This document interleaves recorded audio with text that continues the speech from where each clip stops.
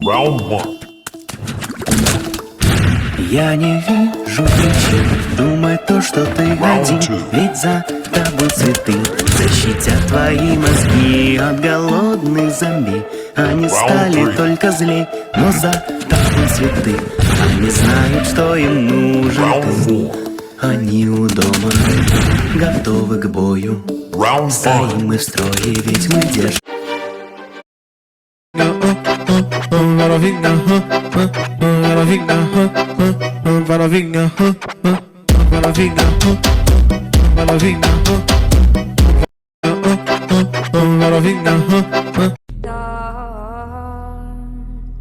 And I was running far away. Would I run off the wall someday? Nobody knows, nobody knows. And I was dancing in the rain. I felt alive and I can't complain. But no, take me home where I belong.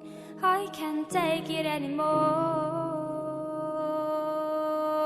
Kini tersisa 4 orang peserta terakhir yang menyeberangi jembatan kaca di permainan kelima Squid Game. Tak disangka peserta yang berada paling depan, yaitu peserta ke-13, bisa membedakan mana kaca biasa dan mana kaca yang keras. Hal itu karena pengalamannya selama 30 tahun bekerja di pabrik kaca. Sebelum melakukan pijakan, ia mengamati perbedaan antara kedua kaca melalui pantulan sinar yang mengenainya. Para VIP yang mengetahui hal tersebut mulai merasa bosan. Karena tidak mau mengecewakan para VIP, frontman mematikan lampu agar peserta tersebut tidak bisa membedakannya lagi. Waktu tersisa tinggal 1 menit. Karena gelap, peserta ke-13 kebingungan dalam membedakan kedua kaca tersebut. Tapi ia masih bisa membedakannya jika ia mendengar suara dari masing-masing kaca. Lalu Gi-hun memberikan kelerengnya kepada peserta ke-13. Tapi Gi-hun hanya memiliki 1 kelereng sehingga tidak bisa mendengar suara dari kaca satunya. Waktu yang tersisa tinggal 20 detik. Dengan terpaksa, Sang-woo mendorong peserta ke-13 dan langsung melangkah maju diikuti Sae-byok dan Gi-hun. Akhirnya Sang-woo, Sae-byok, dan Gi-hun berhasil melewati jembatan kaca di detik-detik terakhir. Tak disangka saat waktu habis, semua kaca di jembatan itu tiba-tiba pecah. Pecahan kaca tersebut mengenai mereka bertiga hingga menyebabkan luka goresan. Kini Pilih apel kejujuran atau apel kebohongan? Pilih apel kebohongan aja nak, karena kejujuran itu menyakitkan. Tapi aku lebih suka orang jujur mah. Jadi aku pilih apel kejujuran aja deh. Serah asalkan kamu tahan sakit hati. Ren, gue mau jujur, sebenarnya gue benci banget sama lo. Loh, kenapa tiba-tiba? Kita kan udah sahabatan 20 tahun. Soalnya lo gak pernah traktir gue makan seblak, padahal gue udah kode-kode mulu. Astaga, cuma gitu doang. Makanya jangan kode-kode, ngomong langsung aja. Yuk, aku traktir makan seblak. Yeay. Ih Ren, kulit lo jelek banget sih, putih kayak kecebur cat tembok. Iuh. Kok kamu ngomong gitu sih? Ya gue pengen jujur aja, siapa suruh lo pilih apel kejujuran. Ren, kami dengar kamu bisa membuat semua orang jujur ya? Iya Pak, Bu. Anak kami tiba-tiba tidak mau berbicara dan mengurung diri. Kamu bisa bantu kami untuk tanya dia kenapa? Saya bisa bantu kok. Itu anak kami Ren, kamu masuk aja ke kamarnya. Permisi Dek, kamu kenapa diam dan menyendiri? Aku kesurupan, Kak. Pilih apel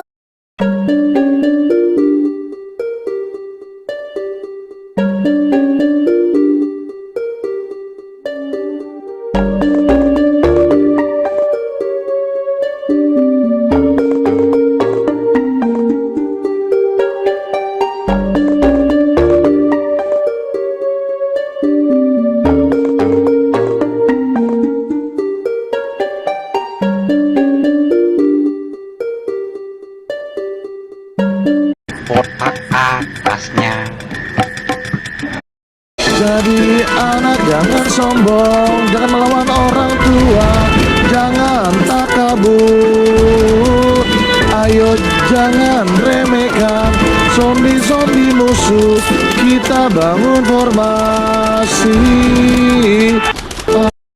Prajurit ini sedang bersembunyi di pohon dan beruntung prajurit musuh yang berada di bawah tidak melihatnya. Tetapi dari kejauhan dia melihat bahwa banyak prajurit musuh yang juga sedang berpatroli menuju ke arahnya. Dia secara tidak sengaja menjatuhkan sepotong kain kasa ke tanah dan itu membuatnya panik. Dengan cepat dia meraih segenggam daun untuk menutupi kain kasa itu. Tetapi daunnya terlalu tipis untuk menutupi sepenuhnya, sehingga dia mematahkan beberapa cabang dan melemparkannya ke kain kasa. Akhirnya kain kasa itu benar-benar tersembunyi dan berharap dia masih aman. Malam harinya dia memberanikan diri ke sungai untuk mengambil air minum. Namun dia terlihat oleh seorang prajurit musuh dan karena mereka berdua mengenakan seragam yang sama, musuh tidak merasa curiga. Sambil tersenyum dia perlahan meraih belati di pinggangnya. Sebelum musuh bertanya lebih lanjut, dia mengalihkan perhatiannya yang kemudian menjatuhkan prajurit musuh. Keesokan harinya prajurit itu masih bersembunyi di pohon untuk beristirahat. Tiba-tiba dia melihat seekor ular kecil melata ke arahnya. Karena merasa lapar, dia bertindak cepat dengan memegang ular itu di tangannya. Dengan tarikan yang kuat, dia membunuh ular itu yang kemudian memasukkan ke dalam mulut. Tidak lama setelahnya dia menyadari bahwa para tentara musuh mulai meninggalkan tempat itu. Karena merasa sudah aman, akhirnya prajurit ini memutuskan untuk pergi dari tempat persembunyiannya. Hati-hati, tower biru ini sangat susah. Ayo teman-teman, kita langsung segera naik ke...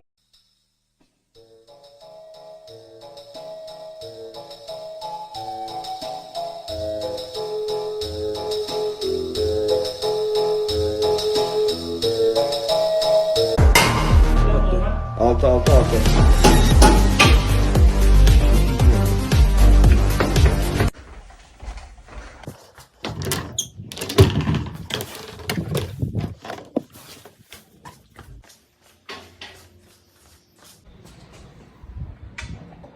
Quebra! É brincadeira, né?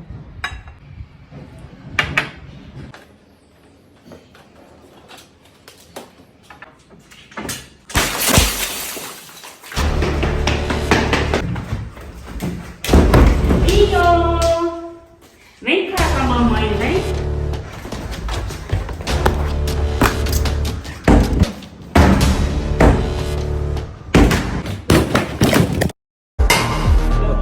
Let's make a rainbow droplet. First, red and orange. Boop. And now over to yellow. Come on, little cutie, you can do it. Just hurry up, though.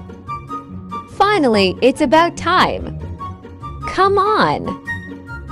Boop. And now bringing over the green. Get the freaky deaky over there already. Boop. And now over to blue. Hurry up. Boop. And lastly over to purple. Just boop. Oh, nitrogen monoxide. Get back together. Boop.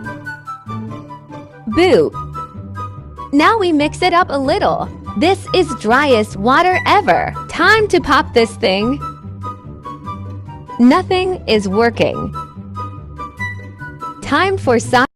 Let's. Tiba saatnya di babak terakhir permainan Squid Game. Sebelum permainan dimulai, akan dilakukan undian dengan lemparan koin oleh staff manager untuk menentukan siapa yang menjadi penyerang dan penjaga. Gi-hun memilih koin dengan gambar segitiga, sedangkan Sang-woo memilih gambar kotak. Setelah dilakukan lemparan, Gi-hun terpilih untuk menentukan pilihan. Ternyata Gi-hun memilih menjadi seorang penyerang, sehingga Sang-woo akan menjadi seorang penjaga. Lalu kedua peserta diarahkan memasuki arena permainan. Sang instruktur berkata permainan terakhir adalah permainan cumi-cumi atau disebut dengan Squid Game. Para VIP menyaksikan babak terakhir secara langsung didampingi oleh frontman. Sang instruktur menjelaskan peraturan permainan tersebut. Peraturan pertama, sebagai penyerang harus berhasil masuk ke dalam gambar berbentuk cumi-cumi yang telah disediakan. Kemudian berlari melewati garis pertahanan dan menginjak kepala cumi-cumi yang berbentuk lingkaran untuk menang. Peraturan kedua, sebagai penjaga harus mendorong penyerang keluar dari gambar agar ia bisa menang. Kemudian peraturan ketiga, jika terjadi salah satu peserta 3, 2, 1, go!